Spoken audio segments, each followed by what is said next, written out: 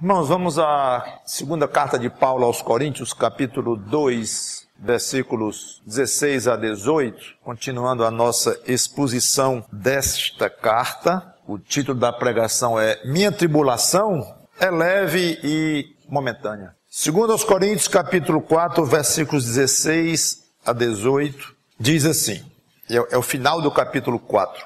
Por isso não desanimamos. Pelo contrário, mesmo que o nosso homem exterior se corrompa, contudo o nosso homem interior se renova de dia em dia. Porque a nossa leve e momentânea tribulação produz para nós eterno peso de glória, acima de toda comparação. Não atentando nós nas coisas que se veem, mas nas que se não veem. Porque as que se veem são temporais, e as que se não veem são eternas. Vamos orar. Santo Deus, nosso bom Pai, obrigado por este belo trecho da Tua palavra, curtinho, mas tão rico, que possamos explorá-lo com a ajuda do Teu Santo Espírito, que Ele mesmo penetre em nossos corações e nos ensine, a nós que somos crentes no Senhor Jesus Cristo. E a quem não tem tido ainda este privilégio, que sejam tocados pela necessidade da salvação. É em nome de Cristo que nós te pedimos e agradecemos. Amém. Quando ele diz, por isso, certamente ele está se referindo a alguma coisa que ele acabara de falar ou comentar, que se resume mais ou menos nos versos anteriores a certeza da ressurreição em Jesus Cristo, ele tinha acabado de falar, o fato de nós sermos muito amados por Deus, ele tinha dito que a graça de Deus é derramada frequentemente sobre nós e que a oportunidade que nós temos de ser gratos a Deus contribui para a glória de Deus. Esse é mais ou menos o resumo do que ele tinha acabado de dizer. Então, por isso tudo, talvez de maneira mais abrangente ainda de tudo que ele vinha dizendo desde o início mesmo da carta, não desanimamos. É interessante notar que é a terceira vez que Paulo fala neste capítulo que ele não iria desanimar. No versículo 1, versículo 1 do capítulo 4, pelo que, tendo este ministério, segundo a misericórdia que nos foi feita, não desfalecemos. Versículo 8, em tudo somos atribulados, porém não angustiados, perplexos, porém não desanimados. E agora ele vem pela terceira vez dizer, por isso não desanimamos. É como se ele estivesse altamente impressionado com a ideia de não desanimar. Eu tinha até pensado em colocar a palavra, ele estava obcecado por essa ideia, achei muito forte. Coloquei aqui, altamente impressionado. Por que tanta insistência? Eu acho que seria uma parte para cada explicação, tipo, mostrar aos irmãos a força da sua convicção de que ele era um apóstolo autêntico, não que estavam dizendo dele, falando mal dele, como alguns estavam na guerra de Corinto, como tenho já falado várias vezes, e certamente alguns irmãos em dúvida, e ele queria mostrar então a força, a insistência da sua convicção de que ele era autenticamente um apóstolo de Cristo, chamado para o ministério de pregar o evangelho e tudo mais. Como se dissesse, podem bater, mas eu não desanimo porque eu sei o que eu estou dizendo e quem eu sou e aqui eu fui chamado. Deve contribuir também para ele desencorajar os opositores. Rapaz, esse camarada aí não tem jeito não, ele não se abate não, vamos perturbar outro. Porque esse aí é fogo, esse Paulo, ele não desanima, não tem quem mexa com ele. Pode ter um componente disso aí. Mas tem um terceiro que eu acho importante, e eu não sei se quanto estava na mente dele, mas provavelmente estava. Manter a si mesmo animado. A si mesmo. É extremamente importante, aliás, eu vou dizer qualquer pessoa, aprender a trabalhar consigo própria, a conversar consigo mesmo, a conhecer os seus próprios defeitos e tratar consigo mesmo esses defeitos, a se pegar desanimado e dizer, o que é isto? Lembra do salmista? Por que estás abatida, ó minha alma, e te perturbas dentro de mim? Espera em Deus, ainda o louvarei. Mas, um minutinho, ele estava conversando com quem? Com ele mesmo. Por que estás abatida, ó minha alma? A alma dele é ele. E nós sabemos como isso funciona muitas vezes. Um minutinho, por que eu estou assim? Tão desanimado, eu estou triste, ou isso? Não está certo. Então nós trabalhamos com nós mesmos. E nesse aspecto do desânimo, achei que valeria a pena tocar neste ponto. E quantas vezes o próprio Paulo deve ter pensado em desanimar na sua fraqueza, como ele tinha as fraquezas dele, os momentos difíceis dele, dizer, não, eu não vou desanimar não, de jeito nenhum. Talvez se ninguém dissesse para ele que ele deveria se animar, ele mesmo dizia para ele de madrugada na cama dele. Então fica a sugestão que eu dou para você, irmão, em Cristo. Não se deixe desanimar. Se outros irmãos e amigos seus lhe ajudam nisto, ótimo. Com conselhos, com companhia, com boas palavras, ótimo. Mas mesmo que não haja ninguém, humanamente falando, para lhe ajudar, ajude a si próprio. Faça esse favor a você mesmo. Eu não vou desanimar. Isso pode ter um efeito muito grande na sua atitude diante das dificuldades. Muito grande.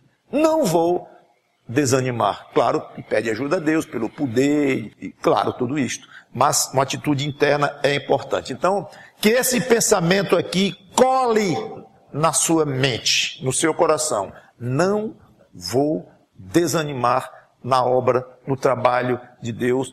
Aliás, na minha vida aqui nesta terra, que deve ser toda dirigida para a glória de Deus. Pelo contrário, vem coisa aí. Quando ele diz, por isso, ele está olhando para trás. Por causa dessas coisas que eu acabei de falar, eu não vou desanimar.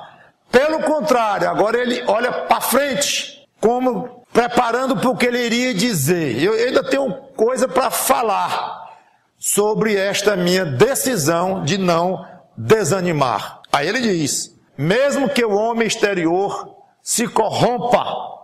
Paremos aqui. O que é esse homem exterior? Corpo e mente que compõem o homem terreno. É o ser dele, da maneira como ele, o homem Paulo, a parte do aspecto de nova criatura em Cristo que ele foi feito pela fé. Não é só o corpo físico, exclusivamente o aspecto material do corpo, não. Porque a mente está incluída nisso. Aliás, o que nós sentimos, o que nós temos, e problemas, são muito difíceis de serem discernidos exatamente o que é físico, ou material, ou o que é imaterial, aonde a mente influencia o corpo, aonde o corpo influencia a mente. Nós não conseguimos passar essa linha. Então, pense que quando ele fala em homem exterior, é ele inteiro, a parte, o Paulo da primeira criação, a parte do Paulo, nova criatura em Cristo. É isto aí o que ele está dizendo. O Paulo terreno, as coisas aqui da terra, o físico, a mente, a memória, a disposição de alguma coisa. A disposição já é uma mistura do emocional com o físico. Você pode estar fisicamente animado para fazer uma coisa, mas sem cabeça para fazer. Ou você pode estar querendo fazer, animadíssimo mentalmente, mas o corpo não está acompanhando.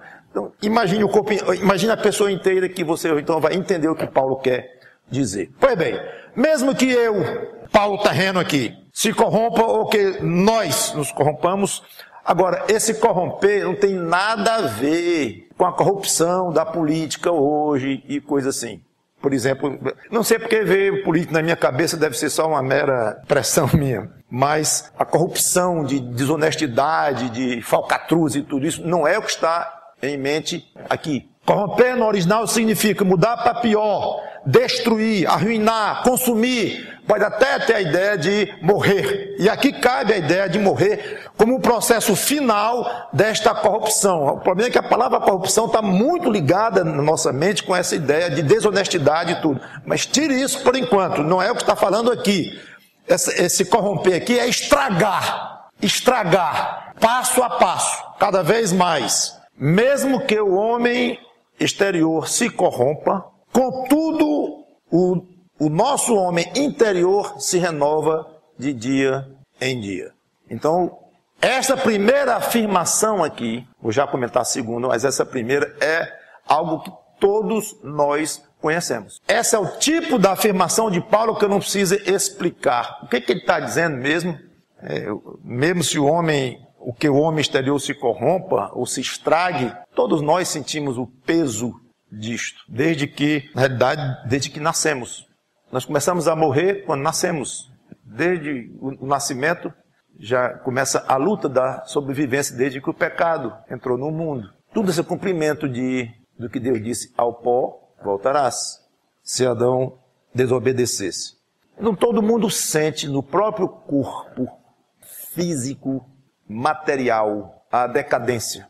E todo mundo sente na mente, no aspecto imaterial do nosso ser, também decadência. Em termos de lucidez da mente, memória, capacidade de entendimento. Claro que quem ainda não chegou numa idade de um declínio maior, ainda não percebeu. Um jovem de 15 anos ouvindo eu falar isto vai entender pouco. Alguns jovens de 15 anos. Porque você vai pegar pessoas de 10 anos de idade já bem problemáticas de saúde, já bem sofridas e já bastante testemunhas em si do que Paulo está dizendo. Um corpinho novinho de 10 anos, 15 anos ou menos já pode se corromper e se estragar ao ponto até de levar ao túmulo e terminar mesmo matando. Como todos vamos passar por esse processo, menos aquela geração quando Cristo voltar. Então cada um de nós sabe muito bem. E quando Paulo diz, mesmo se o homem se corromper e tal, que no original pode ter sentido, mas ele fala aqui, mesmo que, é assim, já que o homem exterior se estraga dia a dia, é isso que ele está dizendo. Ele não está questionando, ele não está dizendo, bom, a minha experiência é que eu tenho envelhecido um pouco, eu me sinto mais cansado, não sei se a de vocês é. Se a de vocês for assim também, então saibam que, não é nada disso que ele está dizendo, é assim, considerando que eu vou me estragando, que você vai se estragando, o seu corpo, a sua mente, passo a passo, já que essa é a experiência de todos nós, então, agora ele vai dizer a segunda parte da afirmação dele. Mas essa primeira, todos nós conhecemos. Não há ninguém que conheça, conforme já disse, até uma criança sabe o que é estar bem doentinha, e mesmo seja uma gripe, uma febre ocasional, mas sabe o que é estar bastante sem condições de nem se levantar de uma cama. Claro que isso vai chegando a um ponto no estado da pessoa, de idade, em que não precisa mais uma doença específica para derrubar alguém ou deixá-lo profundamente sem condições físicas ou psicológicas ou coisa assim, mas à medida que a idade vai avançando, vai se tornando algo natural, esse desânimo, esse cansaço, essa fraqueza de várias ordens. É impressionante, não sei quantos de vocês já ouviram isto, talvez vão ouvir mais quando chegarem mais perto da minha idade, quando o médico vai explicar, qualquer médico de qualquer área, de qualquer coisa, pode ser falando do olho, do ouvido, do braço, da junta, da coluna, seja o que for, isso é porque com a idade, aquele líquido que lubrifica o olho e tal, vai ficando um pouquinho mais escasso. Aí o outro diz, porque, falando agora da coluna, porque as vértebras com a idade, já sei. Com a idade vão se desgastando. É isso mesmo, pois é, já sei. Então, tudo vai se deteriorando. Muito bem. Aí ele diz uma coisa absolutamente fantástica. Tão fantástica que dá trabalho a gente entender e curtir o que ele quer dizer aqui. Contudo, o nosso homem interior se renova de dia em dia.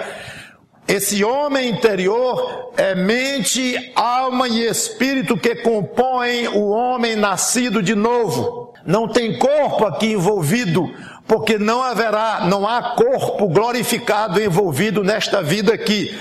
Vai ter corpo glorificado lá no céu, não na experiência da terra. Então aqui não tem nada físico, quando ele comenta aqui, o nosso homem interior.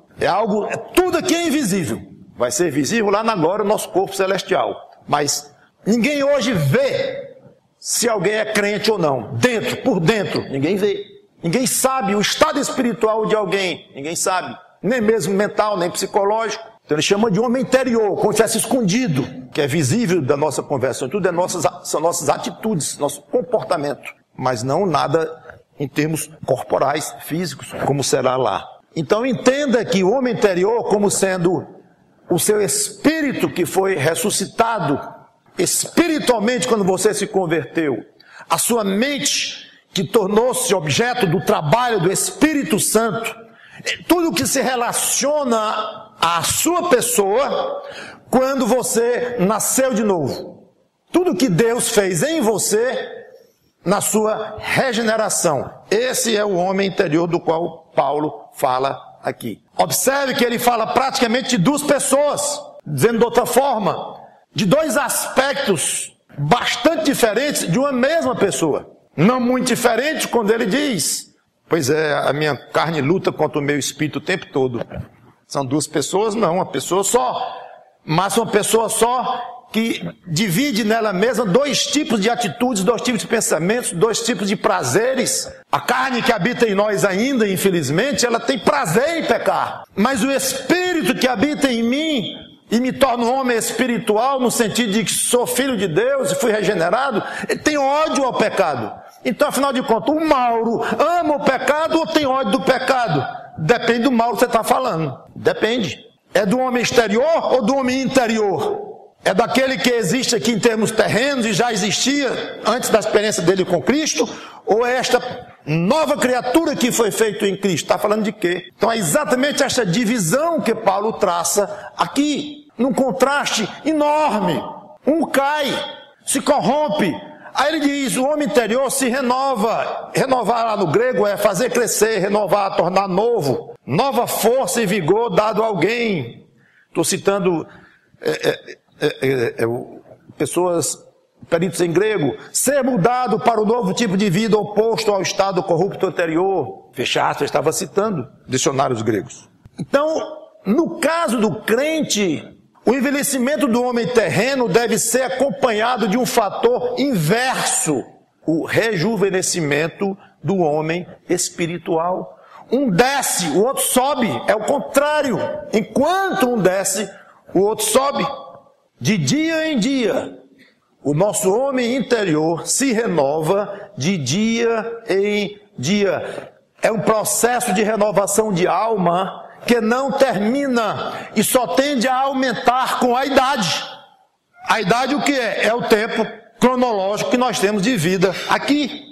Se vai aumentando dia a dia, nós temos certeza que com o passar dos dias, a idade aumenta e o corpo decresce, como já expliquei. Tudo decresce. O corpo no nosso ser terreno. Quanto mais tempo aqui, mais vai decrescer o que nós temos aqui desta terra, pessoalmente. Por outro lado, quanto mais tempo nós estamos aqui, mais nós vamos crescer, ser renovados nesse homem interior. Então, o efeito psicológico disso no crente deve ser fantástico, absolutamente fantástico. O aumento da idade traz fraqueza, debilidade, doenças e o pior, falta de objetivo na vida. O pessoal que alcançou uma idade já muito adiantada, para ela, tudo aqui na Terra, ou quase tudo, 99%, depois vai ficando 99,1, 99,2 e de repente, 100, acabou. Então, para a pessoa que tem a idade avançada, tudo é, ou quase tudo, é passado. O grande alvo, sabe o que é? É viver mais um mês. Um mês eu acho que não aguento, não. Uma semana, no fim, é mais um dia. Mais um dia de vida, se Deus me der. Experimente dar parabéns a alguém com mais de 80 anos. Talvez de 10, 9 vão dizer, obrigado, eu não sei se estou aqui no próximo ano. Quase todos eles dizem isto. Porque a idade já avançou muito, estatisticamente está óbvio que está chegando perto. Tudo bem, pode chegar em 90, alguns chegam a 100, rarissimamente. Mas a massa não passa muito disto. Então as expectativas vão mudando muito. O grande alvo é mais um pouquinho de vida. E obviamente isso causa desânimo, até depressão às vezes, não em todos. Mas causam, no mínimo, uma falta grande de objetivo na vida. Tem que olhar para trás para poder encontrar a vida. Mas o crente tem uma ferramenta poderosíssima para contrabalançar tudo isto. Aliás, eu diria mais do que contrabalançar, mas suplantar tudo isto. Ser maior do que tudo isto. Ele tem um objetivo na vida espetacular e renovando o seu espírito. Então, quando eu tiver 60 anos, porque eu já tenho. Quando tiver 60 anos, eu acho que eu estarei mais renovado espiritualmente do que aos 50. Rapaz, que coisa gostosa. E se eu chegar nos 70, agora eu estou com vocês, se eu chegar nos 70, quer dizer que eu sei que estarei mais velho, mais fraco, mas eu tenho certeza que eu posso estar muito mais renovado, mais rejuvenescido espiritualmente do que aos 60. Pai, isso é bom demais. E se eu chegar aos 80, aos 90, eu estarei mais rejuvenescido ainda espiritualmente, porque Paulo diz dia a dia. Então é o contrário, cada vez que eu vou decaindo aqui, como homem terreno, eu tenho condições de ir melhorando, sendo renovado, mais purificado, mais experimentado. Vou já comentar um pouquinho sobre isso. Espiritualmente, observem como no crente a falta de objetivos aqui nesta terra desaparece.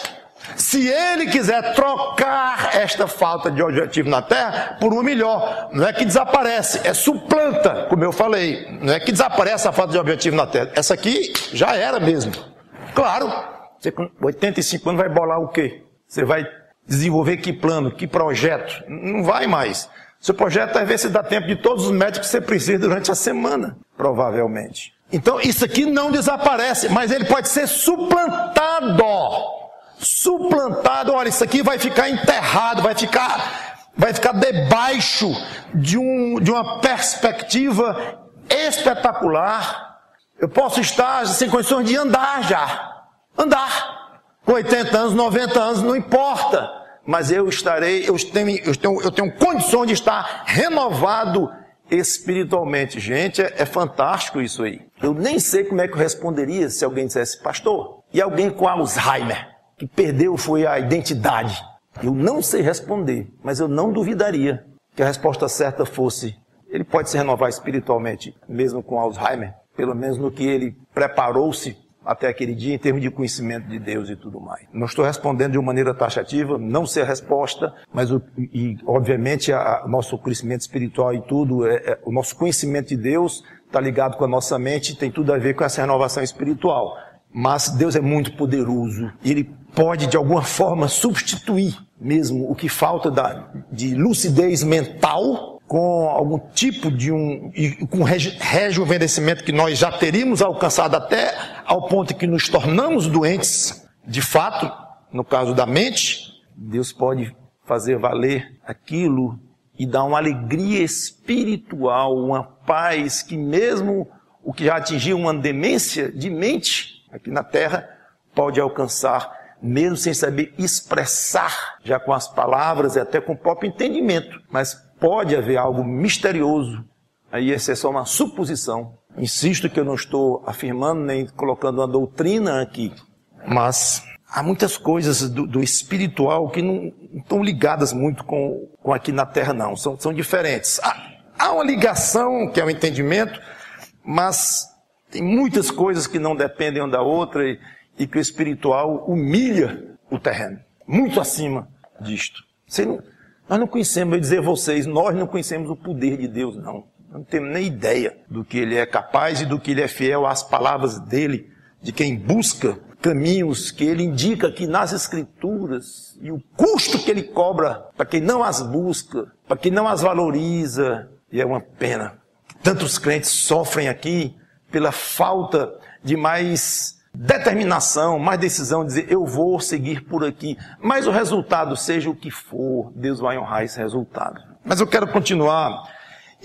De que consistiria esta renovação? Poderíamos explicar um pouquinho melhor isso? Eu creio que sim, pedindo ajuda para o próprio Paulo em outro livro, Colossenses 3:10. Colossenses 3:10.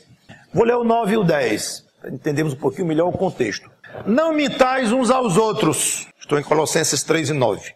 Uma vez que vos despistes do velho homem com os seus feitos, e vos revestistes do novo homem que se refaz para o pleno conhecimento, segundo a imagem daquele que o criou. Muito bem. O verbo refaz aqui é exatamente o mesmo traduzido por renovar. Lá em 2 Coríntios 4, inclusive na Nova Versão Internacional tem, o qual está sendo renovado em conhecimento à imagem do seu Criador. Então eu quero sugerir que essa renovação do homem interior, de que Paulo fala aqui, fala lá em 2 Coríntios 4, que é o nosso texto, é ir conhecendo cada vez melhor as coisas do alto e se tornando cada vez mais parecido com Deus, como consequência desse conhecimento. Vos revestistes do novo homem que se renova ou se refaz para o pleno conhecimento. De quem? De Deus, claro. Segundo a imagem daquele que o criou. Quem? Deus, claro.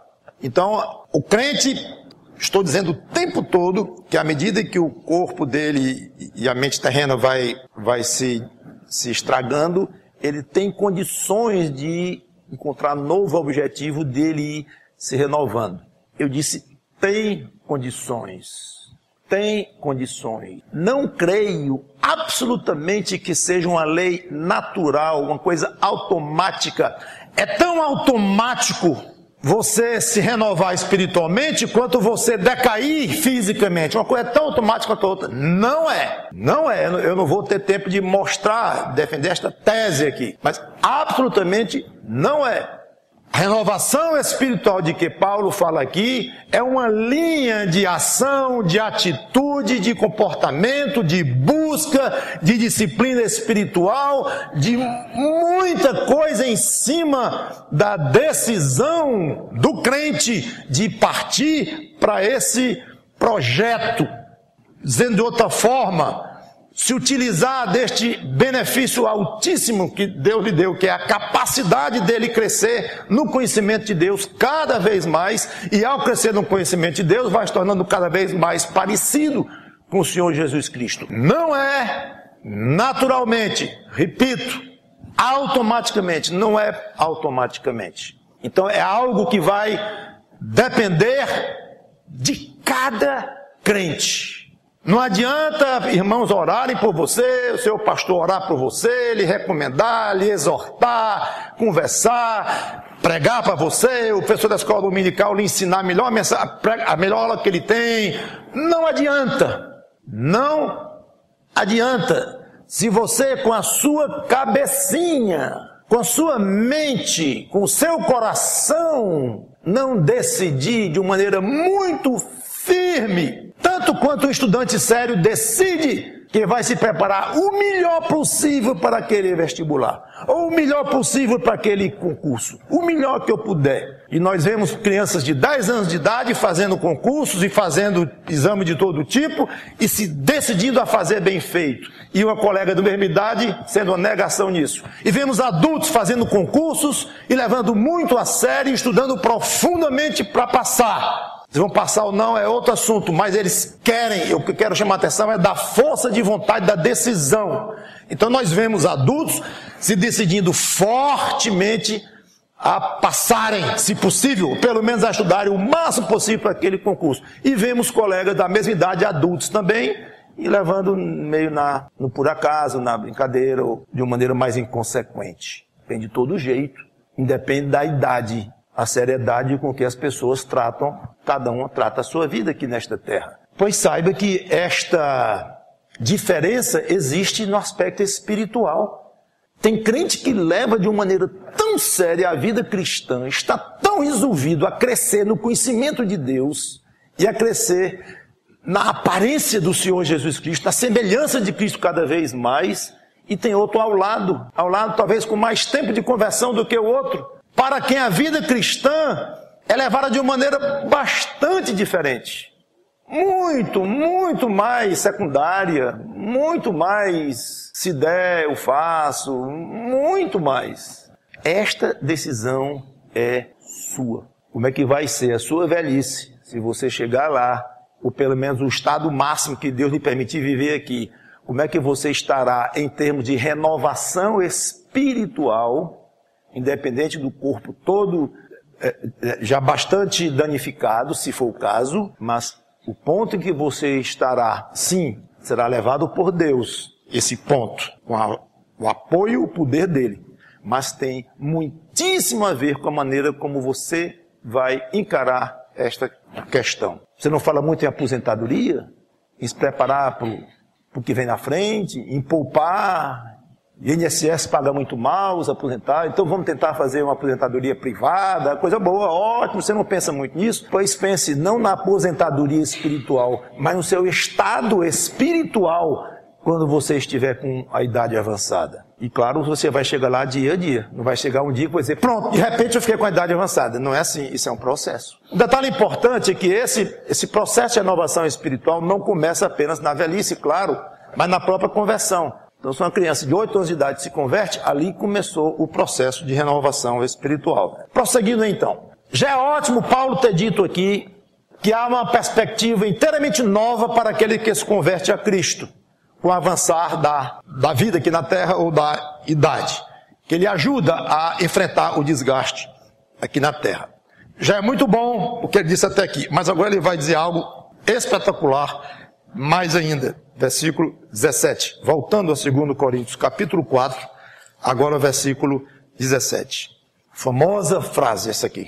Porque a nossa leve e momentânea tribulação produz para nós eterno peso de glória acima de toda comparação. Duas coisas aqui. Primeira, essa renovação do homem interior, embora feita aqui na terra, ela visa a eternidade. Primeira conclusão que se chega rapidamente. Segundo, o desgaste do físico e os sofrimentos aqui nesta vida, especialmente os que são por causa de Cristo, isso é importante. Sofrimentos aqui são matéria-prima, produzem esse crescimento espiritual que nos preparará para a vida eterna, ou para passar a eternidade. Não é só que ele convive um com o outro. Nosso sofrimento aqui vai aumentando, nossa decadência, enquanto nós vamos espiritualmente sendo rejuvenescidos. Beleza, são duas coisas que ocorrem paralelamente, mas de uma maneira inversa. Ótimo. Mas Paulo está dizendo mais do que isto. É que o sofrimento aqui, a dificuldade, os decréscimos daqui, eles contribuem para o outro. Há uma ligação direta de um com o outro.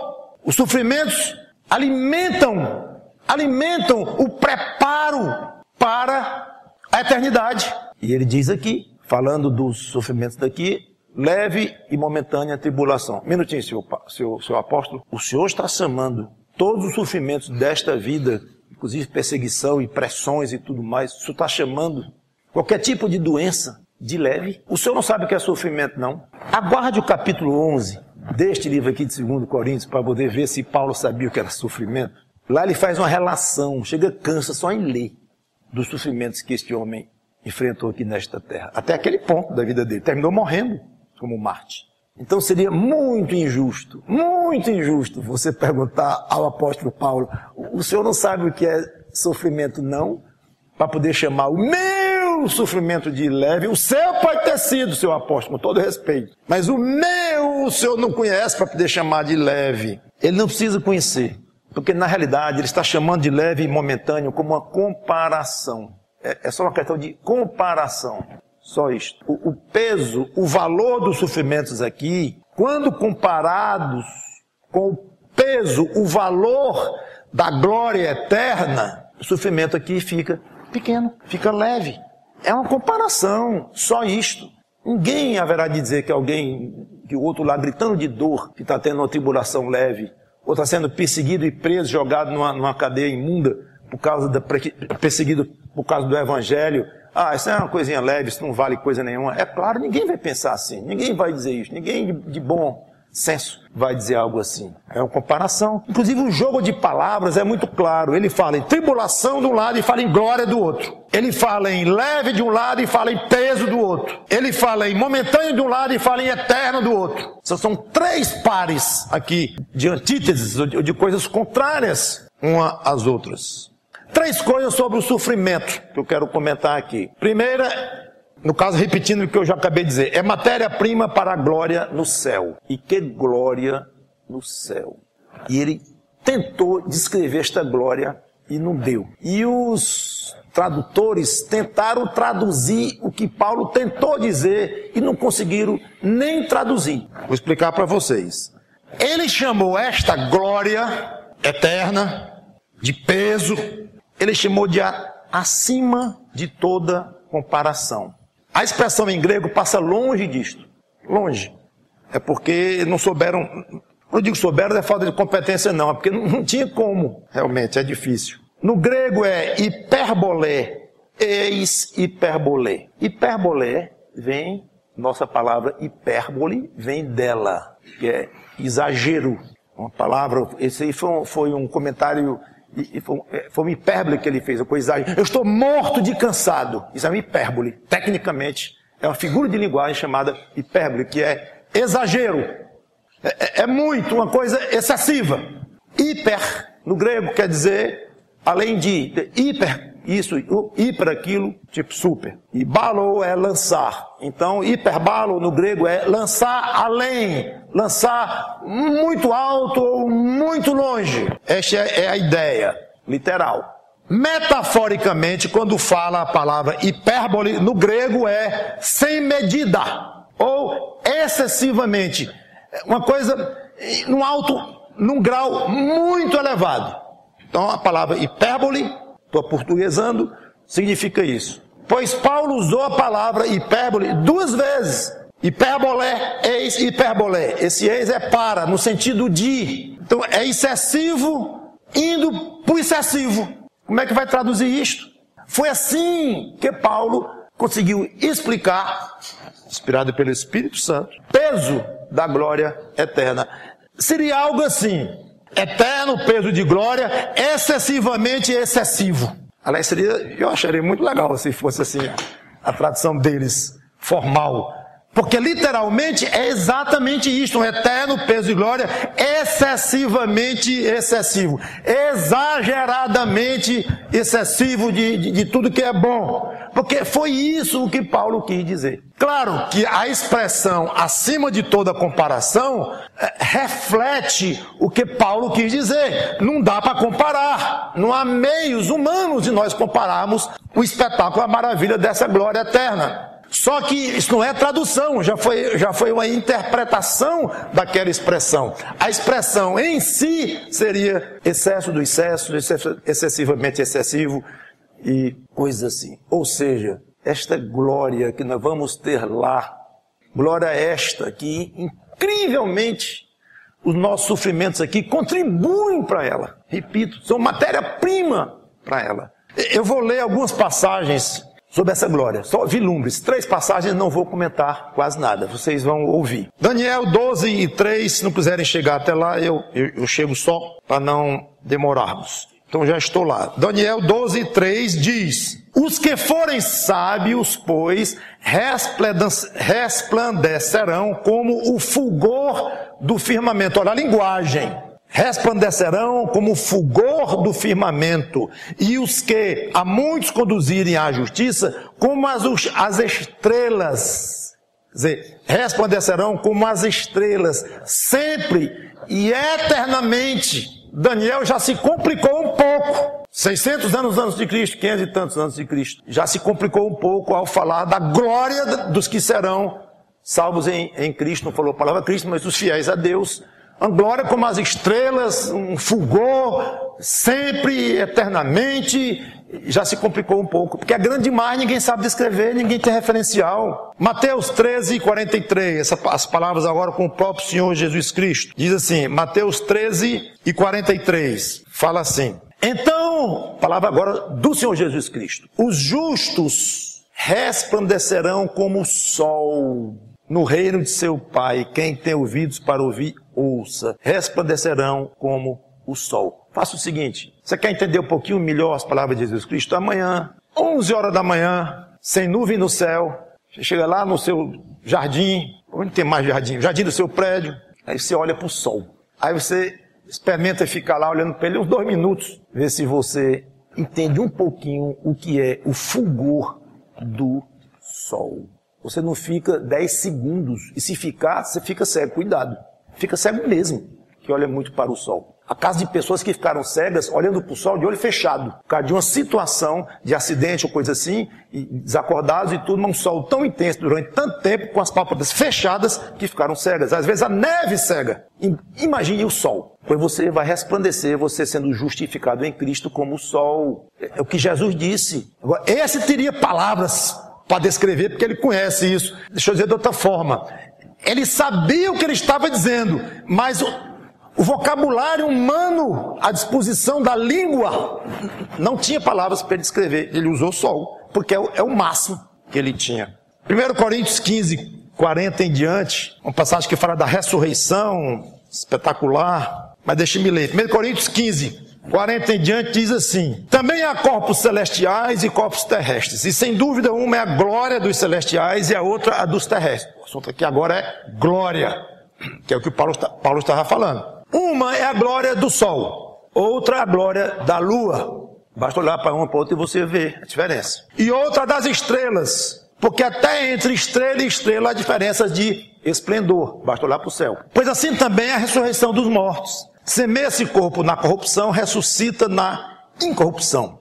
Essa corrupção aqui, imagino ser a mesma palavra que Paulo usou lá, que não é corrupção, desonestidade ou coisa assim, é o desgaste, o estrago. Ressuscita na incorrupção. Semeia-se em desonra, ressuscita-se em glória. Semeia-se em fraqueza, ressuscita em poder. Semeia-se corpo espiritual, ressuscita corpo. Semeia-se corpo natural, ressuscita corpo espiritual. Se há corpo natural, há também corpo espiritual. Pois assim está escrito: o primeiro homem, Adão, foi feito alma vivente. O último Adão, que é Cristo, né? Não está aqui no texto, mas porém é espírito vivificante. Mas não é primeiro o espiritual e sim o natural, depois o espiritual. O primeiro homem formado da terra é terreno, como já tenho explicado sobre o homem terreno. O segundo homem é do céu. Como foi o primeiro homem, o terreno, são também tais os demais homens terrenos. E como é o homem celestial, Cristo, também são os celestiais, nós, servos de Cristo. E assim, como trouxemos a imagem do que é terreno, Paulo chamou de homem exterior ali, devemos trazer a imagem também, a imagem do que é celestial. Isso afirmos que a carne e o sangue não podem herdar o reino de Deus, nem a corrupção herdar a incorrupção, e continua a passagem. Vocês verem um pouquinho desta glória que Paulo disse que é excessivamente excessiva, além de muito pesada e eterna. A segunda coisa sobre o sofrimento, que eu disse que ia falar de 3, é que parece leve, então, porque a glória no céu será uma glória consistente, usando outra palavra, ao contrário, pesada, forte, grande. E esse sofrimento é aqui momentâneo, comparado com a glória no céu, que será eterna. Tem as passagens em Apocalipse, eu não vou ler. Eu quero passar adiante falando da eternidade e que não terá fim. Eu quero fazer aqui um pequeno parênteses, que esse sofrimento visa principalmente por causa de Cristo. Foi interessante estudar em vários livros esta passagem aqui. Aqui algum dizia, sofrimentos por causa da perseguição, que Paulo estava falando, então o contexto aqui é mais perseguição e tudo isso. Eu concordo que o contexto é mais sofrimento envolvido com o fato de sermos cristãos. Não apenas perseguição física no sentido mais pesado de prisões, torturas e mortes, mas as pressões familiares, conjugais, pressões profissionais e tudo.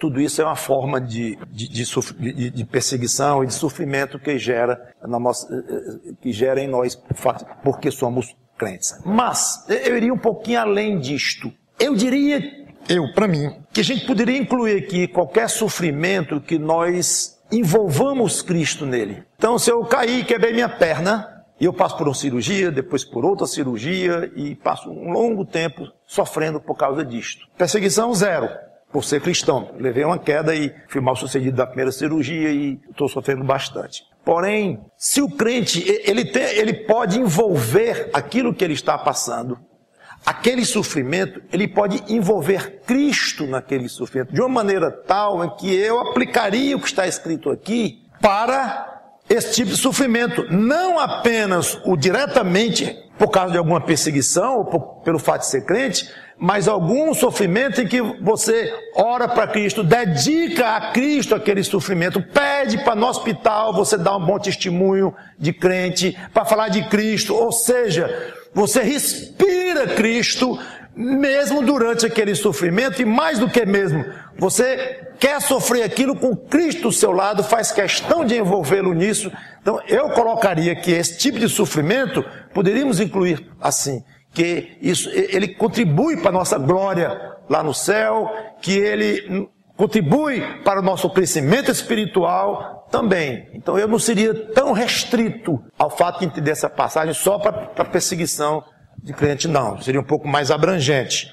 Agora, o crente que passa por um sofrimento desse e mal se lembra de Cristo, aqui lá faz uma oração, já está acostumado a fazer mesmo, uma coisa meio fria, aí eu não chamaria isso de um sofrimento em Cristo. Mas o outro, mesmo que a causa tenha sido um tropeção, mas você envolve Cristo naquilo e aquele sofrimento poderá ser considerado em Cristo. Após o versículo 17, então, finalmente, eu quero encerrar com o versículo 18. Voltando a 2 Coríntios 4, agora o versículo 18. Não atentando nós nas coisas que se veem, mas nas que se não veem, porque as que se veem são temporais e as que se não veem são eternas. Claro, as que se veem são as realidades desta vida, as que não se veem são as espirituais, a do novo homem, como já coloquei, e as eternas são sem fim. Atentando aqui, é importante esse verbo, não atentando nós nas coisas que se veem. Significa olhar para, e conhece um pouquinho mais de português, conhece a palavra escopo, que é um alvo, um objetivo, é algo para o qual uma pessoa está olhando. Pode ver lá no dicionário que vai ter lá, escopo. Essa palavra, exatamente no grego, é a mesma palavra. É prestar atenção para. Então as coisas para as quais nós vamos estar prestando atenção enquanto estamos nessa vida, não devem ser as temporais. O problema, irmãos, é que nós temos exatamente uma tendência infeliz de fazer exatamente o contrário. Só o oposto. Somos tão agarrados com a vida daqui que as coisas do alto são meio remotas, vagas, distantes. Sabe o que acontece? É que para alguém assim, que considera as coisas futuras, vagas, distantes, a glória da qual Paulo está falando, nós devemos crescer nela agora, essa glória vai aparecer remota, vaga, distante, claro, da maneira como você encara as coisas eternas, muito longe. E o sofrimento daqui, porque as coisas de lá são tão remotas, que as coisas daqui é que pesam na sua mente, nas suas considerações, no seu escopo, seus objetivos. Pesam tanto que os sofrimentos daqui vão ser enormes, pesadíssimos. Aí você passou uma semana com virose,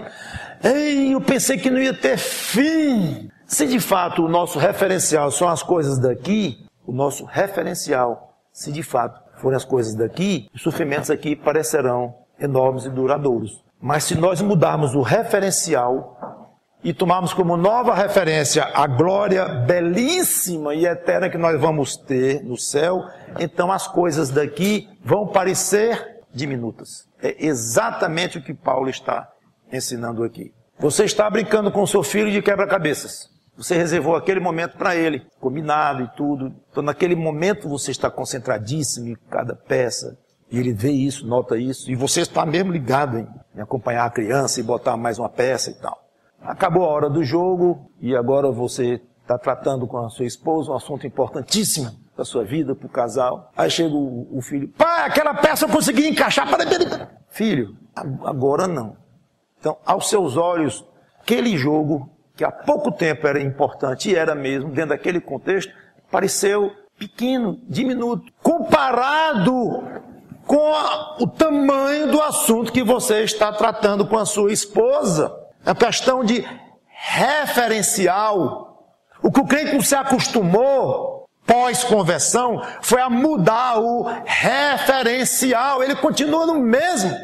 E ele fica confuso, porque as realidades com as quais ele agora trava conhecimento, as realidades espirituais, elas pertencem a um novo referencial. Mas o crente não adota isso na sua vida, no seu dia a dia. Ele crê naquilo e é meio confuso, como eu falei, é um pouco vago. E ele crê que vai ter vida eterna e Jesus Cristo, e eu creio naquilo tudo. Mas o referencial dele, a medida para ele medir, a alegria, a tristeza, o sucesso, o insucesso, as medidas são as mesmas que ele tinha antes da conversão. Não vai dar certo. Então o que Paulo está dizendo é: mude o referencial, não apenas na sua mente, no seu espírito, de uma forma correta sim, mas um tanto quanto vaga, muito teórica, não muito prática, e viva na prática, na segunda-feira, na terça, na quarta, aqui, todo o tempo viva de acordo com esse novo referencial. Aí você não entende. Quando o crente passa por um problema terrível, e você vai visitá-lo e você volta animado. O fulano parece que foi doido. Todo respeito ao irmãozinho, ele não está entendendo o tamanho do problema dele, não. Está, irmãozinho. É porque está vendo deste tamanho o problema dele. Porque o referencial dele mudou. Ele perde alguém querido, ele tem um contratempo enorme. Aí ele compara com o eterno. Vale nada. Isso aqui na terra vale nada. É exatamente o que Paulo está ensinando a nós fazermos aqui. Pois é, vou encerrar. É muito forte, irmão, a influência na nossa mente do envelhecimento físico, em todos os aspectos, na aparência, nas dores, desconfortos, cansaço, falta de agilidade mental e tudo mais. Mas se recuse a deixar que isso tudo tome conta de você e lhe desanime. Esse era o segredo de Paulo para não desanimar, comparar as coisas daqui com o depois da vida. Mude de referencial. Até relacionamentos aqui na Terra, embora importantes, as dificuldades nos relacionamentos vão se tornar mais fáceis de ser encaradas, porque você vai pensar assim: fulano está me dando trabalho aqui, minha mulher, meu marido, meu patrão, seja quem for, não estou aguentando isso, meu filho está me decepcionando muito. Para. Eu tenho um pastor lá no céu que nunca vai me decepcionar, e é para lá que eu vou.